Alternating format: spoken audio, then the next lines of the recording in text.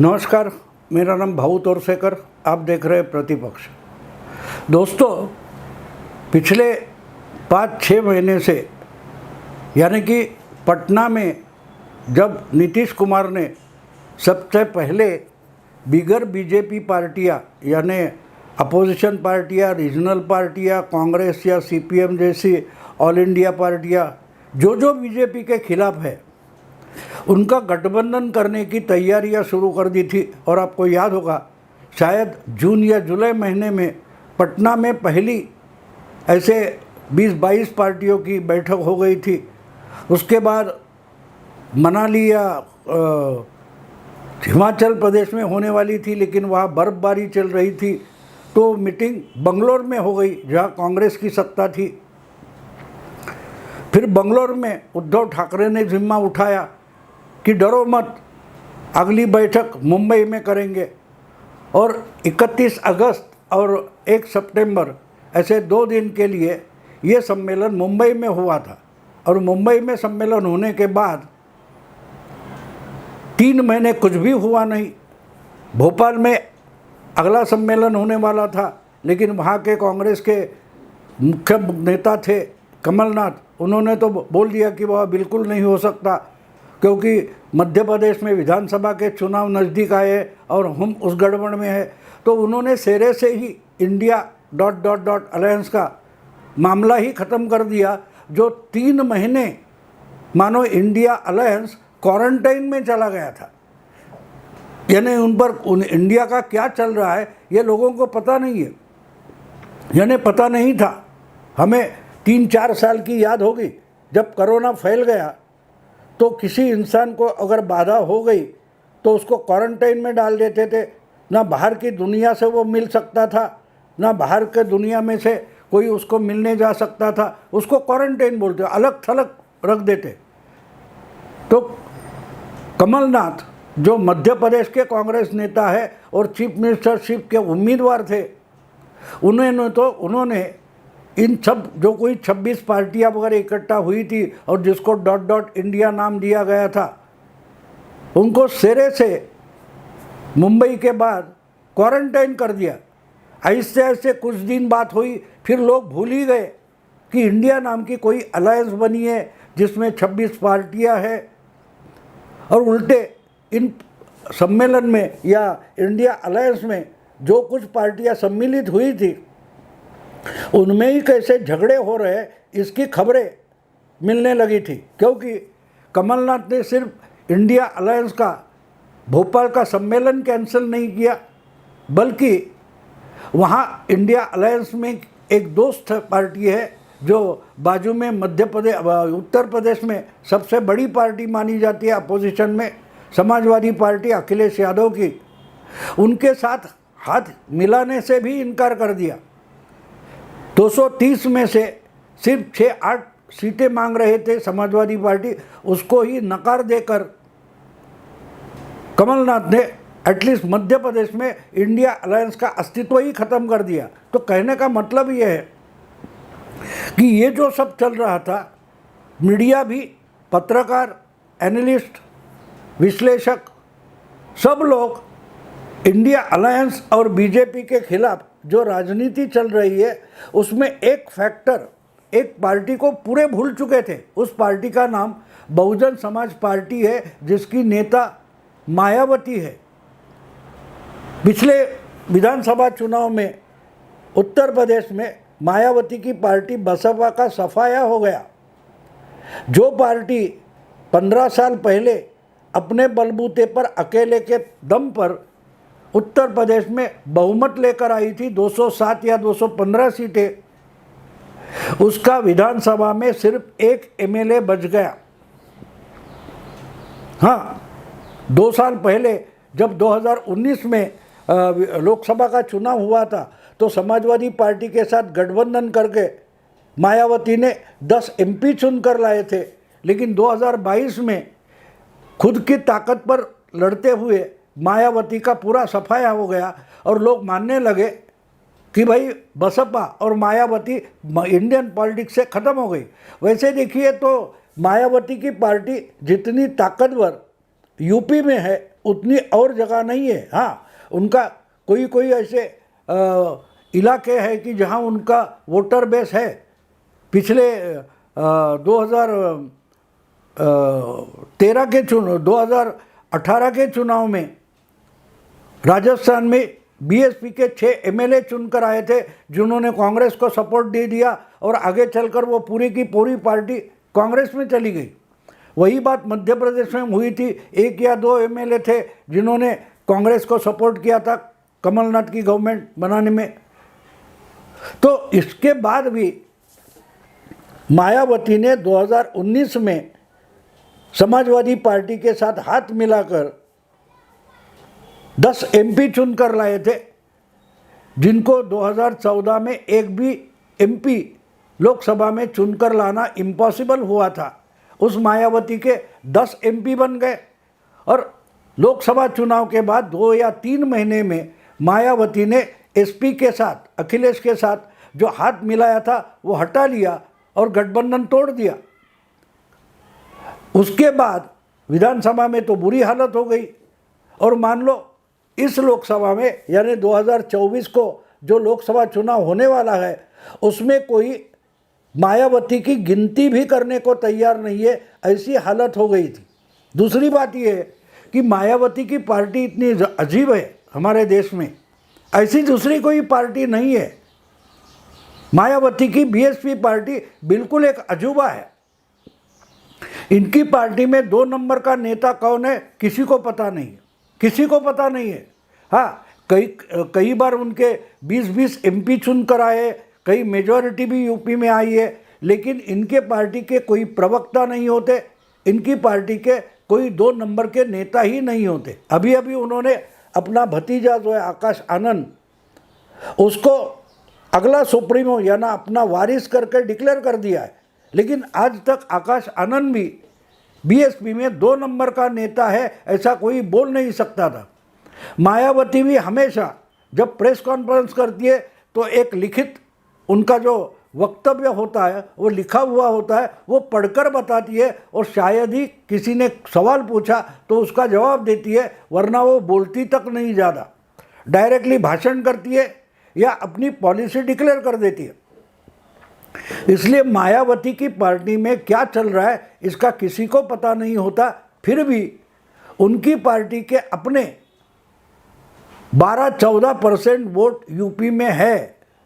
बाकी आसपास के जो छत्तीसगढ़ हो, मध्य प्रदेश हो, हिमाचल प्रदेश हो, उत्तराखंड हो या और कहीं राजस्थान हो, महाराष्ट्र हो, 1-2% उनके वोट है, कहीं कहीं तो 3-4% तक जाते। लेकिन ऐसी पार्टी को हमने लगातार 2 चुनाव हारने के लिए पार्टी ही खत्म हो गई ऐसा मानना या उसकी गिनती ही बंद कर देना ये गलत होता है। क्योंकि कोई भी पार्टी ऐसे जो बड़ी पार्टी है, रजिस्टर्ड पार्टी ने, जिसको रिकग्निशन मिला है, जिसको एक पार्टी का सिंबल मिला है, जिसको ऑल इंडिया पार्टी करके एक रिकग्निशन है, उसके एमएलए वगैरह कितना चुन कर आते हैं, एमपीज कितने चुन कर आते हैं, वो बात दूसरी होती है। लेकिन वो पार्टी होती है, वो पूरे वोटिंग में लोकसभा हो या विधानसभा हो, अगर कुछ वोटों का हिस्सा निकाल लेती है तो उसका परिणाम बाकी के जो दल चुनाव में उतरे हैं उन पर बिल्कुल होता है, परिणाम होता है। और इसलिए ऐसी किसी भी पार्टी जो 4-5% भी वोट लाती है तो उसकी गिनती बंद कर देना, उसको अहमियत न देना, ये एनालिसिस में गलत होता है। और इसलिए मैं मानता हूँ कि पिछले 6 महीने से ... इंडिया अलायंस और बीजेपी ये जो कुछ एनालिसिस चल रहा था उसमें मायावती को गिनना भी नहीं, ये बहुत भारी गलती थी। और उसका पहला झटका अभी अभी आया है। 1 हफ्ते पहले शायद मायावती ने अपना वारिस करके अपने भतीजे को डिक्लेयर कर दिया। अब मायावती ने आकाश आनंद को ही क्यों किया, इस पर भी हिंदी मीडिया में या नेशनल मीडिया में थोड़ी थोड़ी चर्चा शुरू हो गई है। क्या उन पर जो करप्शन के आरोप है, सीबीआई हो, ईडी हो या सेंट्रल इन्वेस्टिगेटिव एजेंसीज है, उनकी जो वक्र दृष्टि मायावती पर है, पर्सनली है, उन पर जो करोड़ों का धपला किया ऐसे आरोप है, उनके बहुत सारे मामले दर्ज है। तो कुछ पत्रकार तो बोलते हैं मायावती का टेटुआ तो मोदी सरकार ने दबा के रखा है। लेकिन ऐसी बातें करने वाले एक बात भूल जाते हैं कि मोदी सरकार पिछले 9.5 महीने से केंद्र की सत्ता संभाल रही है, लेकिन मोदी सरकार ने मायावती पर एक भी नया केस दर्ज नहीं किया है। मतलब साफ है, मायावती पर जितने मामले दर्ज है या टेटुआ दबा के रखा है ये कहा जाता है, वो सब मामले मोदी सत्ता में आने से पहले के हैं। और पहले आपको मालूम है 2004 से लेकर 2014 तक केंद्र में ना भाजपा की सत्ता थी, ना मोदी प्रधानमंत्री बने थे। सत्ता थी तो सोनिया गांधी की थी, मनमोहन सिंह प्रधानमंत्री थे, राहुल गांधी का अधिकार चलता था और कांग्रेस के गुलाम बनकर बाकी सब पार्टियां यूपीए सरकार चला रही थी। तो बात साफ है, अगर मायावती का टेटुआ दबा हुआ है या दबाया हुआ है तो उसकी जिम्मेदारी मोदी सरकार पर नहीं आती। और हम और एक बात देख सकते हैं कि 2014 से लेकर अब 2023 खत्म होने को आया, इस 9.5 साल में कभी भी बीजेपी की तरफ से या मोदी सरकार के तरफ से मायावती पर उंगली नहीं उठाई गई। और फिर भी मोदी सरकार ने टेटुआ दबाया हुआ ऐसा बोलना, ये सिर्फ मूर्खता का नमूना मान सकते हैं। तो बात ये है कि एक बात है, लेकिन ये जो इतने करप्शन के मामले अटके हुए हैं मायावती के खिलाफ, इसके कारण उनकी प्रतिमा दागी लीडर जैसी बन गई है, वो कलंकित मानी जाती है, करप्ट मानी जाती है।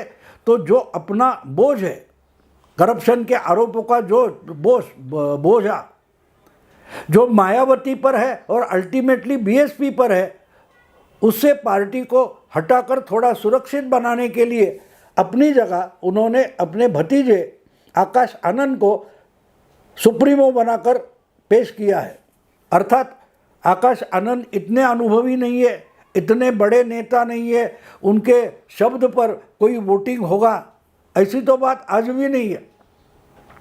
फिर भी अगर पार्टी के बारे में कुछ बातें करनी है तो आकाश आनंद करेगा और उसकी प्रतिमा ना बीजेपी या और कोई कलंकित कर सकती है। इसीलिए आकाश आनंद को मायावती ने अपना वारिस घोषित किया, ऐसी भी एक चर्चा चल रही है। तो बात एक समझना ज़रूरी है कि इस दरमियान एक हफ्ते पहले आकाश आनंद को अपना वारिस घोषित करना और बाद में एक चर्चा और चल रही थी दिल्ली के ...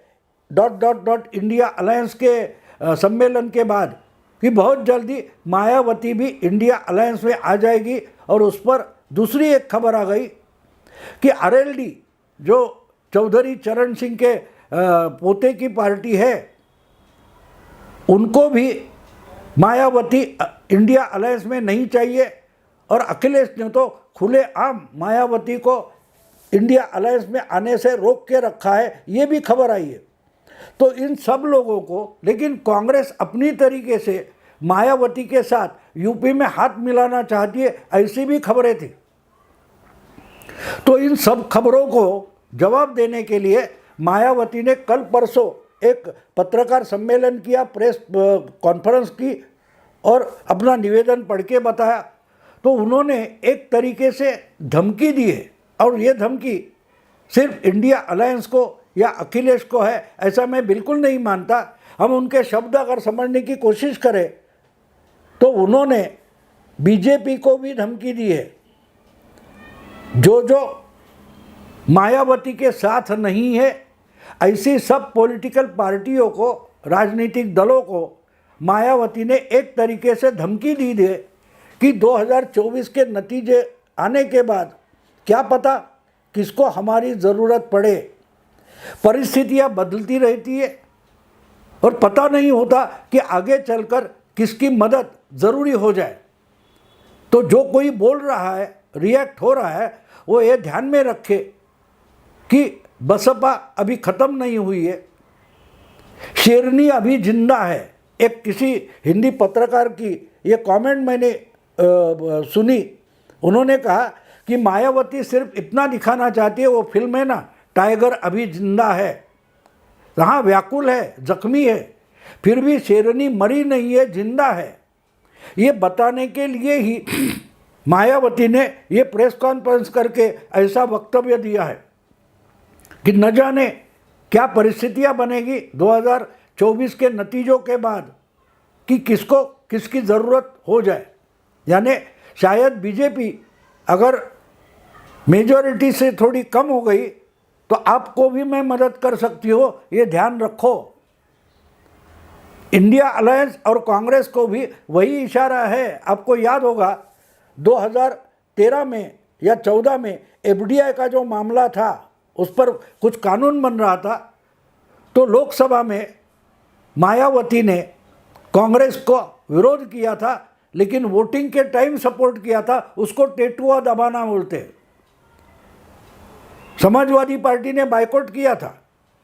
लेकिन बात ये समझना ज़रूरी है कि भाषण विरोध में करेंगे और वोटिंग यूपीए के साथ करेंगे, ये जो बात होते हैं उसको टेटुआ दबाना बोलते हैं।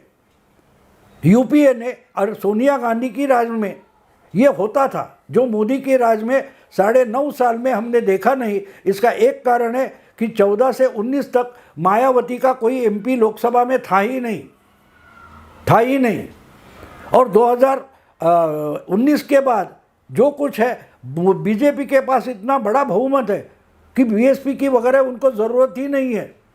इसलिए मायावती का जो इशारा है वो इस तरीके से है कि आप अगर सब लोग समझ रहे हो कि मायावती की राजनीति ख़त्म हो गई, बीएसपी पार्टी ख़त्म हो गई, तो गलत फहमी में मत रहो।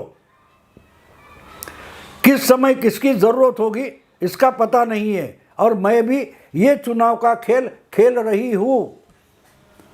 आप अकेले ही लड़ोगे और जीतोगे, ये गलत फहमी में मत रहो। समझ लो कि मैं भी खेल में हूँ, और अगर मुझे खेल में साथ नहीं लोगे तो मैं पूरा खेल बिगाड़ सकती हूँ। मैं भी खेल रही हूँ और मैं खेल बिगाड़ सकती हूँ, यही इशारा या एक तरीके से यही धमकी मायावती ने पूरी की पूरी सब पार्टियों को उस एक प्रेस कॉन्फ्रेंस से दे दी है। उनका कोई प्रवक्ता नहीं है, इसलिए उस पर चर्चा बहुत सारी हो रही है, लेकिन उसमें उनकी पार्टी का कोई उसका खुलासा देने भी सामने नहीं आया। लेकिन समझना ज़रूरी होता है राजनीति में, मायावती अनप्रेडिक्टेबल है, वो आगे चलकर क्या करेगी इसका किसी को भी पता नहीं। यही इनकी पिछले मान लो 30 साल से राजनीति रही है। तो दोस्तों आज यही रुकता हूँ। अगर वीडियो पसंद है तो लाइक कीजिए, शेयर कीजिए, सब्सक्राइब कीजिए। नमस्कार।